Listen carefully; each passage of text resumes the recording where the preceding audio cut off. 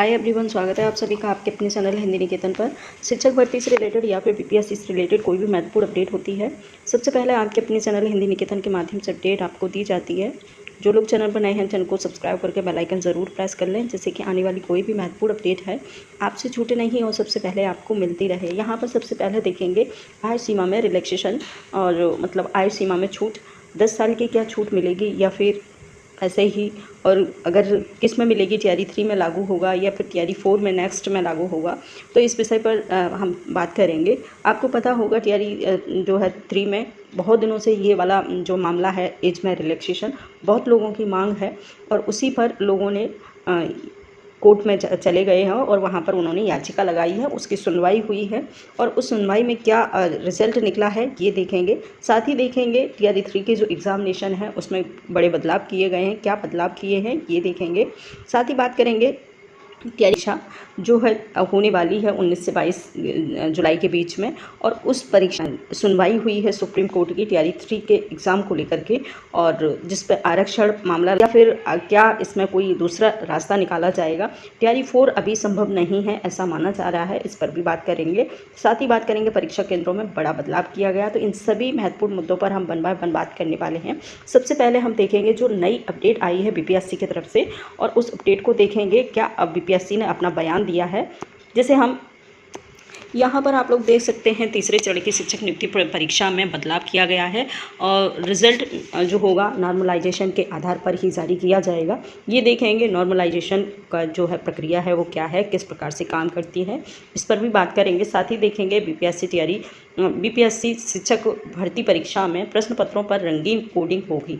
जी हाँ, तो बहुत सारे बदलाव बीपीएससी के द्वारा हो रहे हैं एग्जामिनेशन को लेकर के, और सारी की सारी महत्वपूर्ण अपडेट हम यहाँ पर देखेंगे। लिखा है बिहार लोक सेवा आयोग के तीसरे चरण की नियुक्ति शिक्षक नियुक्ति परीक्षा में बड़ा बदलाव किया गया है। प्रश्न पत्रों को लेकर के और रिजल्ट की प्रक्रिया में भी इस बार बदलाव किया जाएगा, और लिखा है प्रश्न पत्रों के कई सेट तैयार किए गए हैं। ये अलग अलग रंगीन होंगे, अलग अलग रंगों के होंगे। ऐसा है बी सेट अलग रंग का होगा, ए सेट अलग रंग का, सी सेट अलग रंग का। इस प्रकार से सेटिंग उसमें रंगीन जो है प्रश्न पत्रों के आधार पर होगी। और यहीं पर देखेंगे मंगलवार को कार्यालय कक्ष में आयोजित संवाददाता सम्मेलन में भी कुछ बयान आए हैं, और उसी सभी बयानों को हम देखेंगे। यहाँ पर देख सकते हैं 19 से 22 जुलाई के बीच में होनी है। 404 परीक्षा केंद्र बनाए हैं जिसमें अब बदलाव हो रहा है। बहुत ही एकदम सडनली ही इनको बदलाव करने की पड़ी है, और वहीं अब बदलाव किए जा रहे हैं परीक्षा केंद्रों को लेकर के। और यहाँ पर देखेंगे पहले 5 मार्च को हुई थी, 5 को नहीं 15 को हुई थी परीक्षा, पेपर लीक हुआ था। और क्या होता है नॉर्मलाइजेशन, ठीक है, इसको भी देखेंगे कि नॉर्मलाइजेशन, बहुत ज़्यादा लोग कंफ्यूज हैं कि नॉर्मलाइजेशन आखिर क्या है, किस प्रकार से काम होगा। तो यहाँ पर देखेंगे कि पेपर कितना कठिन था, इसका स्तर नॉर्मलाइजेशन सिस्टम से तय किया जाएगा होता है, और अंक निर्धारित किए जाते हैं। उदाहरण के लिए परीक्षा के पहले दिन पेपर कठिन आता है तो तय किया जाता है कि यदि कोई 70 नंबर भी ले आएगा तो उसे 100 नंबर मान लिया जाएगा। यहीं पर यानी कि नॉर्मलाइजेशन एक ऐसी प्रक्रिया है जिसके आधार पर जो प्रश्न पत्र का सेटअप है वो कहीं ना कहीं निर्धारित किया जाता है, और उसी के आधार पर ऐसा बताया गया है कि उसी के आधार पर भी इसमें रिजल्ट देने की भी बात कही है बीपीएससी ने।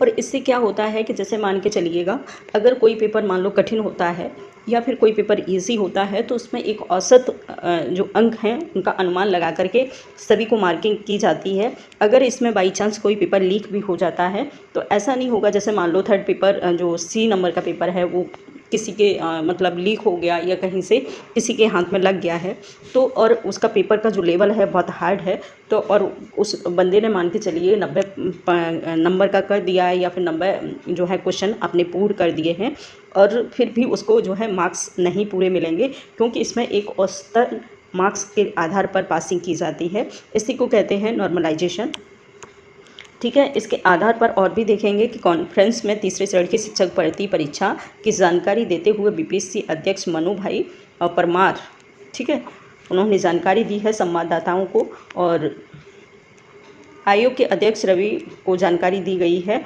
और परमार ने बताया है कि प्रश्न पत्रों का सेट जो है अलग अलग होने से इस बार रिज़ल्ट नॉर्मलाइजेशन के आधार पर ही आएगा।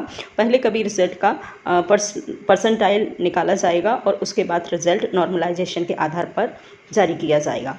ठीक है, बताया है कि इस बार प्रश्न पत्र की कोडिंग नंबर से नहीं होगी, बल्कि प्रश्न पत्र के जो कोड है सेट पर कलर मार्क द्वारा होगी। वहाँ पर जो है सेट है, प्रश्न पत्र का सेट है, उस पर कलर के द्वारा कोड पड़ा होगा और उसी के आधार पर उसकी जो है पता चलेगा कि किस नंबर का जो है प्रश्न पत्र है, और उसी के आधार पर उसकी जो है कोडिंग होगी, कलर के आधार पर, न कि नंबर के आधार पर। ठीक है, सेट का का जिस ज़िले में उपयोग किया जाना है और उसी की सूचना जिला अधिकारी को परीक्षा के 3 घंटे पहले दी जाएगी। तो कहीं ना कहीं बीपीएससी ने काफ़ी हद तक जो है परीक्षा के लीक होने की संभावना को कम किया है।